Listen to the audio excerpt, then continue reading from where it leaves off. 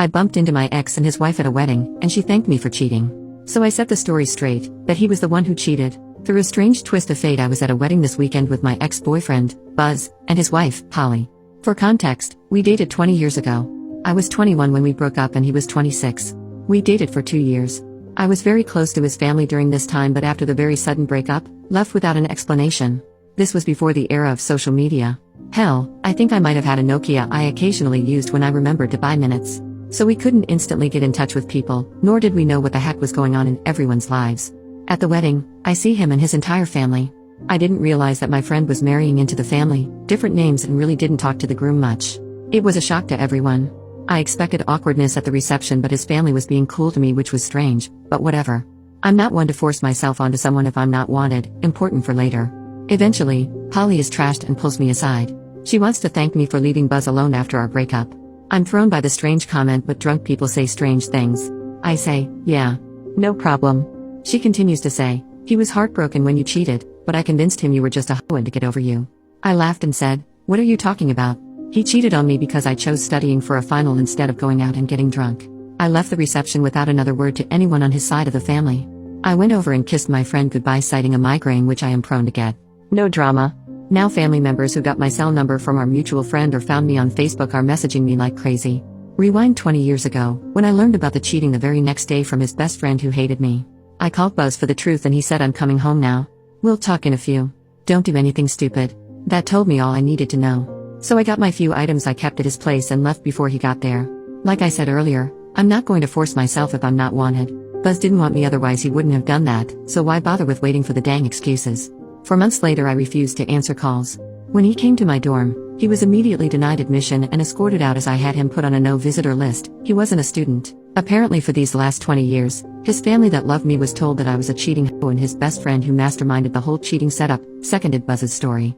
Now, everyone is pissed at him for hurting me and lying to them for 20 years. They're trying to get the full story, but I just keep saying it's 20 years ago. It doesn't matter anymore. I'm good and Buzz is good. Some family has apologized for icing me out at the wedding and spreading the rumors. Polly though is freaking out. She's convinced that because he cheated on me, he'll cheat on her and keeps calling me for more info.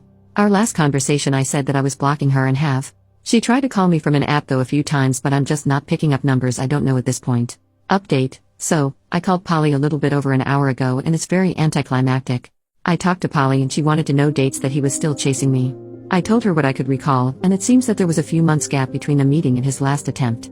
I assured her that never once since social media became a thing did Buzz try to reach out to me. She said that about 6 or 7 years ago, she found out that Buzz had tried to find me on Facebook by stalking some of my old friends he knew, which added to her paranoia. They went to marriage counseling and all that. Polly was exceptionally talkative. Apparently, Buzz was a mess. He went deep into alcohol and even screwed around with hard stuff introduced to him by none other than said best friend, who OD'd a few years after all this went down. Polly hated and was hated by his best friend, and when he tried to come between Polly and Buzz a bit into their relationship, Buzz saw his best friend was a massive jerk and went no contact.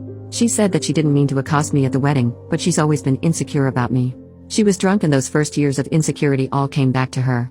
She said I was prettier than her, saw pics that he had stashed away or in family photo albums, while she always felt deformed because of a repaired cleft palate. She is very pretty, and I reassured her.